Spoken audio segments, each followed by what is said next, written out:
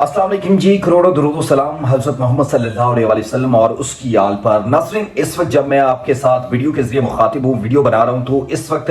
लिबनान के अंदर इसराइल की फौजें जो है वो दाखिल हो चुकी हैं और लिबनान की जो बॉर्डर पर फौज मौजूद होती है इसराइल और लिबनान के दरमियान जो सरहद जो है वो उसके ऊपर वो पीछे हट चुकी है और बाकायदा तौर पर जो सरहद है उसका कंट्रोल हिजबुल्लाह ने जो है वो संभाल लिया है। अब सूरत हाल कुछ यूं जो है वो चल रही है कि नेतन्याहू ने बाकायदा तौर पर कहा है कि वो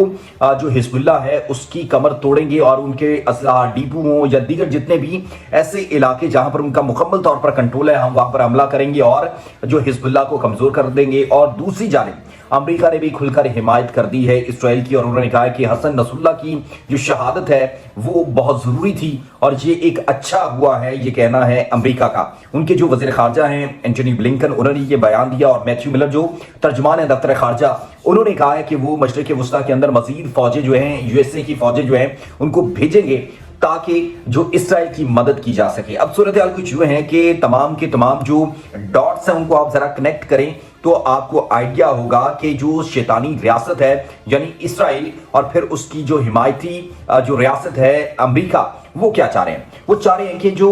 ईरान है वो बराह रास्त इसराइल के साथ जो है वो टक्कर ले ले, वो बराह रास्त इन्वॉल्व हो जाए इस जंग के अंदर ताकि हम बराह रास्त उसके ऊपर यानी कि ईरान के ऊपर अमेरिका जो है वो हमला कर सके। क्योंकि वो एक लंबे अरसे से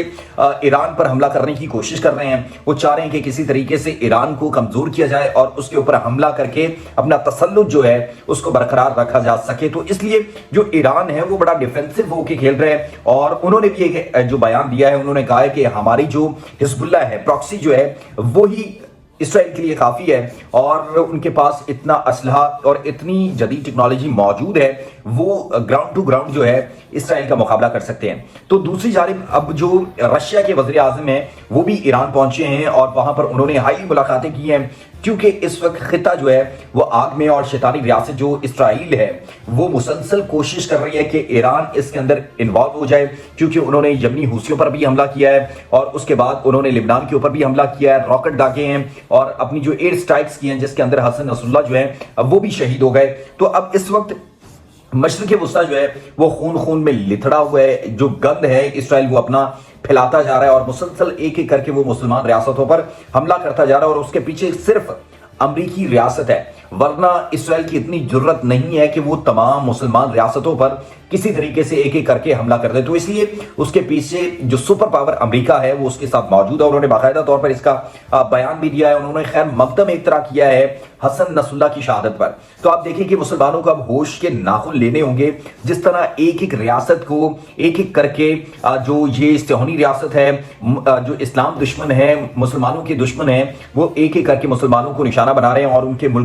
मुल्क को तबाह किया जा रहा है। आप देखिए कि इस वक्त इसराइली ने जिस तरह बमबारी की है फलस्तीन के ऊपर, गाजा के ऊपर और फिर लिबनान के ऊपर बमबारी की जा रही है, तो एक दफा फिर इनको नई इनके जो स्ट्रक्चर हैं उनको नया एक दफा नए डेवलप करना पड़ेगा। वहां की जो स्कूल हैं, कॉलेजेस हैं, यूनिवर्सिटीज हैं, एक दफा फिर उनको बनाना पड़ेगा। यानी कि अब तक आप देखिए कि 2006 के बाद अभी दोबारा जो इसराइल है वो एक दफा फिर लिबनान के अंदर दाखिल हो रहा है। तो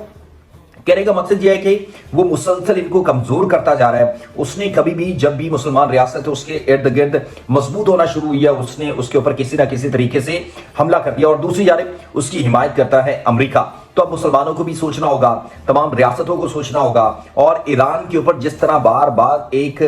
जो है वो मौका तलाश किया जा रहा है कि किसी तरीके से उनके ऊपर हमला कर दें, कोई ऐसा लम्हा आए अमेरिका उसके ऊपर हमला करे। उनके जो न्यूक्लियर जो प्लांट्स हैं जिसके अंदर वो एटमी ताकत बनने की कोशिश कर रहे हैं और वहां पर वो अपने तजुर्बे कर रहे हैं, उनको नुकसान पहुंचाए और उनको डिस्ट्रॉय कर सके। तो इसलिए